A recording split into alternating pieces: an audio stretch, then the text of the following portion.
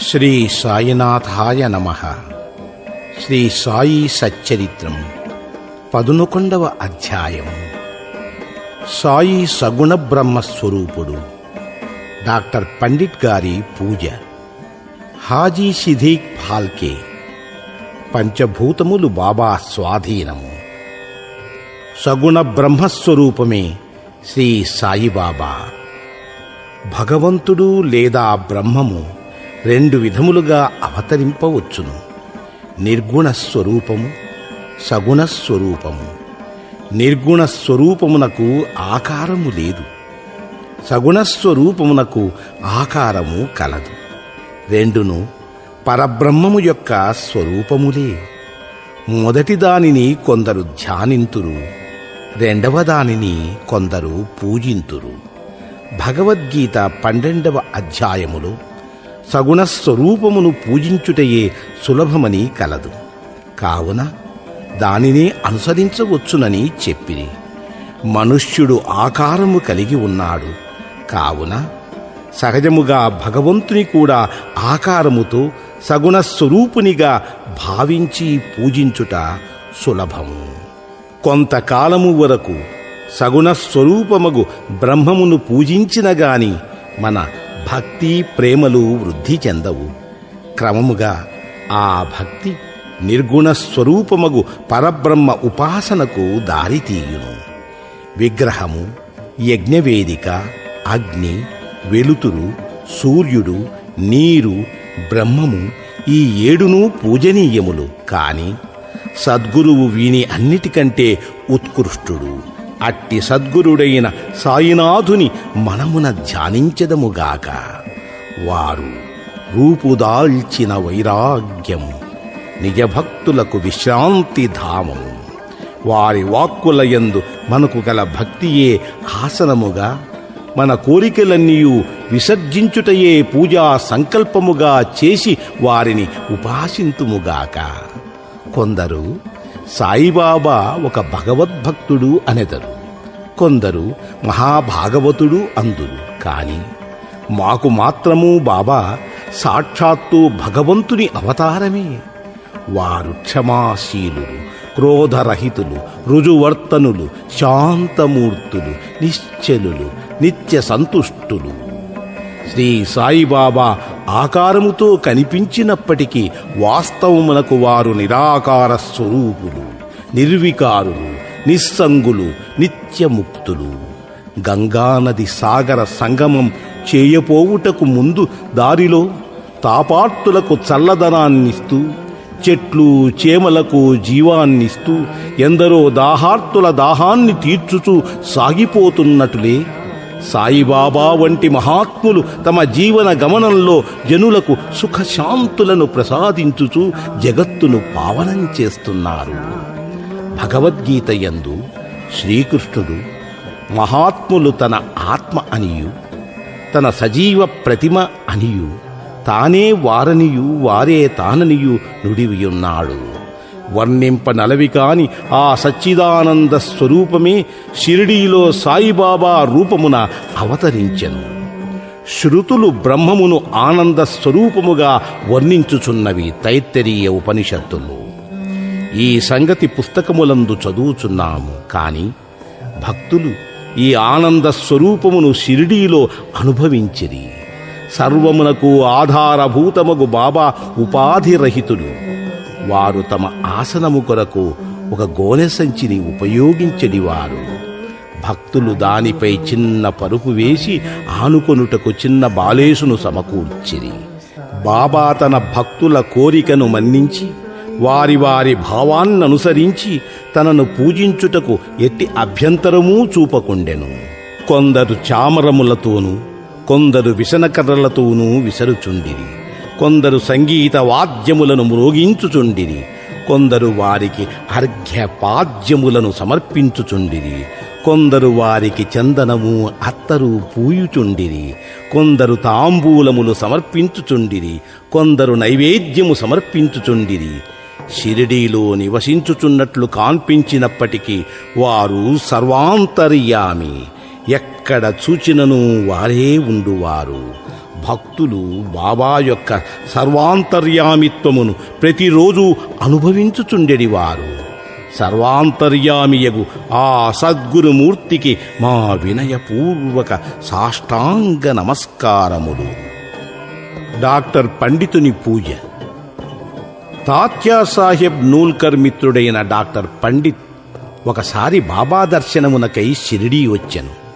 బాబాకు నమస్కరించిన పిమ్మట మసీదులో కొంతసేపు కూర్చుండెను. అతనిని దాదాభట్ కేల్కర్ వద్దకు పొమ్మని బాబా చెప్పెను. డాక్టర్ పండిత్ అటులనే దాదాభట్ వద్దకు పోయెను.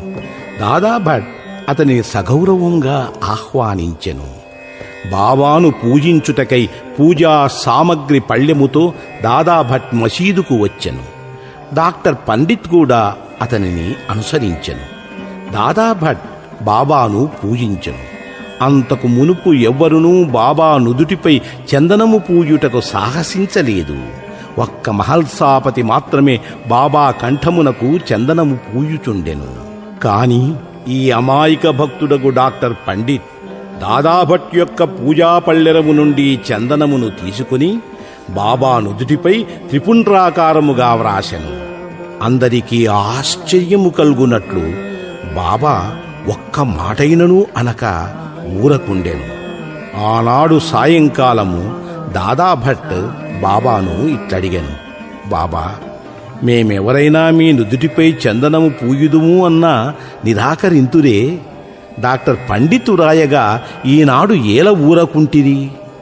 అందులకు బాబా ప్రసన్నముగా ఇట్లు సమాధానమిచ్చెను, నేను ఒక ముసల్మానునని, తాను ఒక సద్బ్రాహ్మణుడనని, ఒక మహమ్మదీయుని పూజించుట ద్వారా తాను మైలపడిపోవుదును అనే దురభిమానము లేకుండా అతడు నాలో తన గురువును భావించుకొని అట్లు చేశను.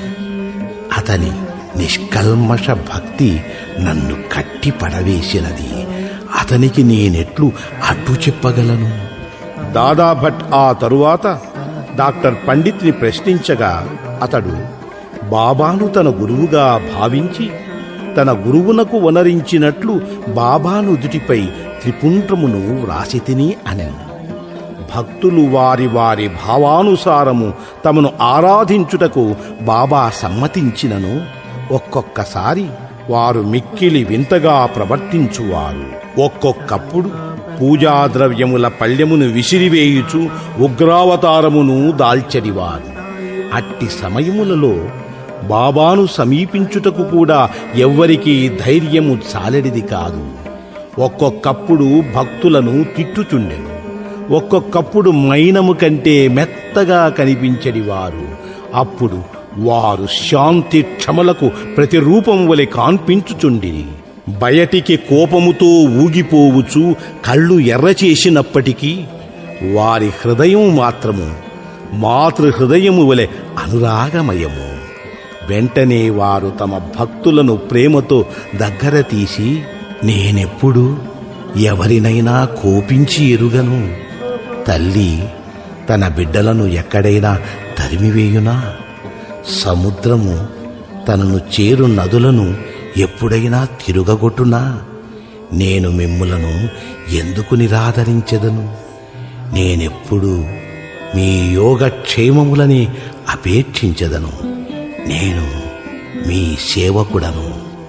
నేనెప్పుడు మీ వెంటనే ఉండి పిలిచినా పలుకుతాను. నేనెప్పుడూ కోరేది మీ ప్రేమను మాత్రమే అనడివారు. హాజీ సిద్దీక్ ఫాల్కే. బాబా ఎప్పుడు ఏ భక్తుని ఎట్లు ఆశీర్వదించునో ఎవరికీ తెలియదు. అది కేవలము వారి ఇచ్ఛపై ఆధారపడి ఉండెను.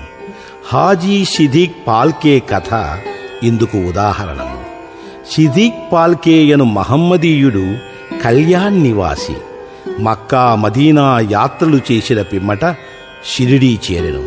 అతడు చావడి ఉత్తర భాగమున బస చేశను. 9 నెలలు షిరిడీలో ఉన్నను బాబా వాణిని మసీదులో పాదం పెట్టనివ్వలేదు.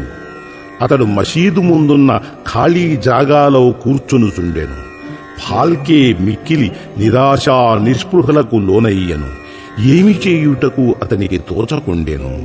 నిరాశ చెందవద్దని నందీశ్వరుని ద్వారా వెళ్లిన శివుడు ప్రసన్నుడైనట్లు మాధవరావు దేశ్ పాండే అంటే శ్యామ అతని ద్వారా బాబా వద్దకెళ్లిన అతని మనోరథము సిద్ధించుననియు కొందరు భక్తులు అతనికి సలహానిచ్చిరి. అటులేయని తన తరపున బాబాతో మాట్లాడుమని శ్యామాను ఫాల్కే వేడుకొనెను. శ్యామా అందులకు సమ్మతించి ఒకనాడు సమయము కనిపెట్టి బాబాతో ఇట్లనియను. బాబా, ఆ ముదుసలి హాజీని మసీదులో కాలు పెట్టనీయవేళ ఎంతో మంది వచ్చి నిన్ను దర్శించి పోవుచున్నారు. ఆ హాజీని మాత్రము ఎందుకు ఆశీర్వదించువు? దానికి బాబా ఇట్లని జవాబిచ్చెను. శ్యామా, ఇటువంటి విషయాలలో నీవింకా పసివాడవు. నీకు ఇవన్నీ అర్థం కావు. అల్లా ఒప్పుకొననిచో నేనేమి చేయగలను? అల్లామియా కటాక్షము లేనిచో ఈ మసీదులో పాదము పెట్టగలుగువారు ఎవ్వరు? సరే, నీవు వాని వద్దకు పోయి వానిని బారవీ బావి వద్దనున్న ఇరుకు కాలిబాటకు రాగలడేమో అడుగుము. శ్యామా పోయి హాజీని ఆ విషయము అడిగి తిరిగి బాబా వద్దకొచ్చి హాజీ అందులకు సమ్మతించనని చెప్పెను. 40,000 రూపాయలు 4 వాయుదాలలో ఇవ్వగలడేమో కనుగొనుమని తిరిగి బాబా అడిగెను. శ్యామా వెంటనే పోయి హాజీ తాను 4 లక్షలు కూడా ఇచ్చుటకు సిద్ధముగా ఉన్నాడని జవాబు తెచ్చెను. సరే, మరలా పోయి వానిని ఇట్టడుగుము. మసీదులో ఈనాడు మేకను కోసెదము. వానికి దాని మాంసము కావలెనో వృషణములు కావలెనో కనుగొనుము. బాబా వారి కొళంబ మసీదులో బాబా భిక్ష చేసి తెచ్చిన పదార్థములుంచడి మట్టి పాత్రలోనున్న చిన్న ముక్కతోనైనా సంతృష్టి చెందెదనని శ్యామా ద్వారా హాజీ బదులు చెప్పెను. ఇది వినగనే బాబా మిక్కిలి కోపముతో మసీదులోని కొళంబా నీటి కుండలను బయటికి విసిరివేచి తిన్నగా చావడిలోనున్న హాజీ వద్దకు పోయి తన కఫ్నీని పైకెత్తి పట్టుకొని తీవ్ర స్వరంతో, నన్ను గురించి ఏమనుకొనుచున్నావు? నీవేదో గొప్పవాడివని, పెద్ద హాజీవని గొప్పలు పోవచ్చు ఏమిటేమిటో వదులుచున్నావే. నా దగ్గర నీ ఆటలు. ఖురాను చదివి నీవు తెలుసుకున్నది ఇదేనా? మక్కా మదీనా యాత్రలు చేసి తినే గర్వంతో నేనెవరో తెలుసుకునలేకున్నావు అనుచు ఏమేమో ఇంకనూ అతన్ని తిట్టి మసీదుకు మరలి వెళ్ళెను. బాబా ఆగ్రహ ఆవేశములను చూచి హాజీ గాబరాపడెను. ఆ పిమ్మట బాబా కొన్ని గంపల మామిడి పండ్లను కొని వాటిని హాజీకి పంపెను. తిరిగి హాజీ వద్దకు వచ్చి తన జేబులో నుంచి 55 రూపాయలు తీసి లెక్కపెట్టి హాజీ చేతిలో పెట్టెను. అప్పటి నుంచి హాజీని బాబా ప్రేమాదరములతో చూచుచూ భోజనమునకు పిలుచుచుండెను. హాజీ ఆనాటి నుండి తనకు ఇష్టము వచ్చినప్పుడెల్లా మసీదులోనికి వచ్చి పోవుచుండెను. బాబా ఒక్కొక్కప్పుడు వానికి డబ్బునిచ్చుచుండెను. బాబా దర్బారులో అతడు కూడా ఒకడయ్యెను. పంచభూతములు బాబా స్వాధీనము. బాబాకు పంచభూతములు స్వాధీనములని తెలుపు 2 సంఘటనలను వర్ణించిన పిమ్మట ఈ అధ్యాయమును ముగించెదను. ఒకనాడు సాయంకాలము షిరిడీలో గొప్ప తుఫాను సంభవించెను. నల్లని మేఘములు ఆకాశమును కప్పెను. గాలి తీవ్రముగా వీచెను. ఉరుములు మెరుపులతో కుంభవృష్టి కురిసెను. కొంతసేపటిలో నేల అంతయు జలమయమయ్యెను. పశుపక్షాది జీవకోటితో సహా జనులందరూ మిక్కిలి భయపడిరి. షిరిడీ గ్రామంలో కొలువైయున్న శని శివపార్వతులు, మారుతి, ఖండోబా మొదలైన దేవతలెవ్వరూ వారిని ఆదుకొనలేదు. కావున వారందరూ మసీదుకొచ్చి బాబాను శరణుజొచ్చిరి. తుఫానును ఆపివేయుడని బాబాను వేడుకొనిరి. ఆపదలోనున్న జనులను చూచి బాబా మనస్సు కరిగెను. వారు బయటకు వచ్చి మసీదు అంచున నిలుబడి బిగ్గరగా, ఆగు, నీ తీవ్రతను తగ్గించు, నెమ్మదించు అని గర్జించిరి. కొన్ని నిమిషములలో వర్షము తగ్గెను, గాలి వీచుట మానెను, తుఫాను ఆగిపోయెను, చంద్రుడు ఆకాశమున కనిపించెను. ప్రజలందరూ సంతుష్టి చెంది వారి వారి గృహములకు పోయిరి. ఇంకొకప్పుడు మిట్ట మధ్యాహ్నము ధునిలోని మంటలు అపరిమితముగా లేచెను. మంటలు మసీదు కప్పుకున్న దూలములకు తాకున్నట్లు ఎగయుచుండెను. మసీదులో కూర్చున్న వారికి ఏమి చేయుటకు తోచలేదు. ధునిలోని కట్టెలు తగ్గింపుడని గాని, నీళ్లు పోసి మంటలు చల్లార్పుడని గాని బాబాకు సలహానిచ్చుటకు వారు భయపడుచుండిరి. వారి భయాందోళనలను బాబా వెంటనే గ్రహించి తమ సటకాతో ప్రక్కనున్న స్తంభముపై కొట్టుచు, దిగు దిగు, శాంతించుము అనిది. ఒక్కొక్క సటకా దెబ్బకు కొంచెము చొప్పున మంటలు తగ్గిపోయి ధుని యథాపూర్వము మితముగా మండసాగెను. భగవదవతారమైన శ్రీ సాయినాథుడు అట్టివారు. వారి పాదములపై పడి సాష్టాంగ నమస్కారము చేసి సర్వస్య శరణాగతి వేడిన వారినెల్లా వారు కాపాడెదరు. ఎవరైతే భక్తి ప్రేమలతో ఈ అధ్యాయములోని కథలను నిత్యము పారాయణ చేసెదరో వారు కష్టములను అన్నిటి నుండి విముక్తులగుదురు. అంతేకాక సాయి యందే అభిరుచి భక్తి కలిగి త్వరలో భగవత్ సాక్షాత్కారమును పొందెదరు. వారి కోరికలన్నీయూ నెరవేరి తుదకు ఏ కోరికలు లేనివారై ముక్తిని పొందెదరు. 11వ అధ్యాయం సంపూర్ణము. సద్గురు శ్రీ సాయినాథార్పణమస్తు. శుభం భవతు. జై బోలో సమర్థ సద్గురు సాయినాథ్.